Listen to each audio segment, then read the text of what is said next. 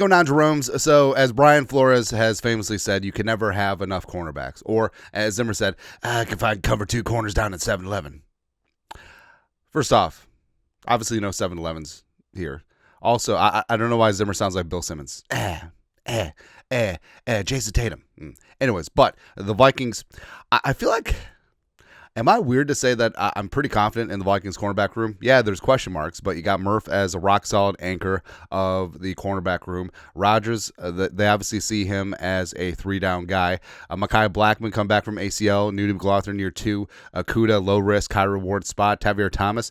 So I feel like the Vikings are in a good spot, cornerback-wise, but of course, you can never have enough. And a name that a lot of Vikings fans have been jonesing for is Asante Samuel Jr., a former second-round pick out of Florida State University. Played some great ball with the Chargers for a couple of years. Last year, had a pretty significant shoulder and neck injury, but a lot of conspiracy theories are like, okay, Asante Samuel, we're just waiting until the comp pick window closes so he doesn't count against the comp pick, since the Vikings are in line for a 3 and a 4, maybe 3, 4, 7, and all that stuff. And Samuel, frankly, would be a great get if he's healthy and good to go. But long story longer, he might not be. So I feel like this flew under the radar a little bit. So Mike Garafolo of NFL Network was on Phoenix Cardinals podcast, which is a great name for the podcast, because originally when the Cardinals moved from St. Louis to Arizona, they were the Phoenix Cardinals. And also they played in the NFC East, which is just, yeah. Anyways, Garafolo. So the host asked Garafolo about Asante Samuel, because Asante had a visit in Arizona, but no contract signed, and they're wondering what's up. So this is what Garafolo said. It's a medical thing with Asante Samuel Jr.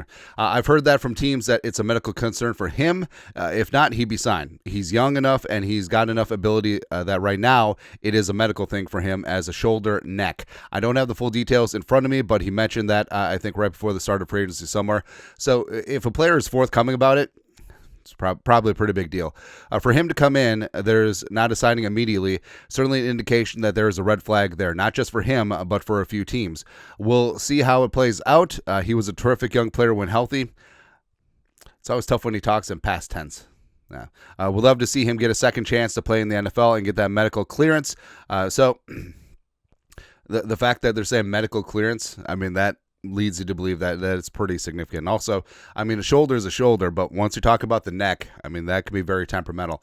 To be honest, I haven't heard anything lately on that, but I know there was a medical thing that was really causing this. So Garafolo talking about Asante Samuel, and it kind of sucks because, like I said, Samuel is a tough player. Like, he's pretty damn legit, and it would really be terrible if that shoulder neck injury, did curtail his NFL career. One that was off to a very promising start. But we'll see what happens, and maybe it wasn't just the comp pick stuff. Maybe it is legit medical stuff, and we'll see. Like, giving Samuel a couple weeks, couple months, maybe things clear up. Maybe a team brings him in for a medical. Maybe the Vikings, bring him in for a medical check, and then they go from there. But like I said, it's really unfortunate for a young player to be potentially put up on blocks because of this.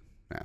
But your thoughts are thoughts. Asante Samuel Jr. It might not be because of comp picks. It might be because of medicals. Let us know your thoughts, our thoughts, comment section. You guys are the best. To do. Skull production value.